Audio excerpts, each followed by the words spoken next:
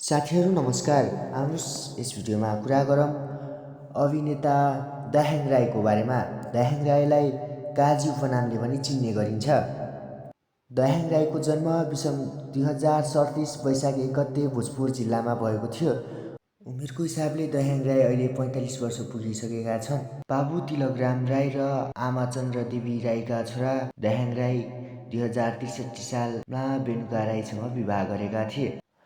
पढाइको हिसाबले 12 पास मात्र गरेका दाहाङ राई अहिले 50 भन्दा बढी मुभीहरूमा आफ्नो अभिनय देखाइसकेका छन्। उनले अभिनय गरेका सुपरहिट मुभीहरू जारी, कबड्डी कबड्डी, लुट, घर ज्वाइँ, कान्छी, वीर विक्रम 1, कामपानी, बहिरे, नाङ्लो गाउँ, डिग्री माइला, दुखी आत्मा जस्ता मुभीहरूमा उनले आफ्नो अभिनय देखाइसकेका छन्। भिडियो कस्तो लाग्यो कमेन्ट गर्न नबिर्सनुहोला। यदि च्यानलमा नयाँ हुनुहुन्छ भने च्यानललाई सब्स्क्राइब पनि गरिदिनु होला। यस्तै खालको रोचक भिडियो हेर्न चाहनुहुन्छ भने कमेन्ट गर्न नबिर्सनुहोला। धन्यवाद।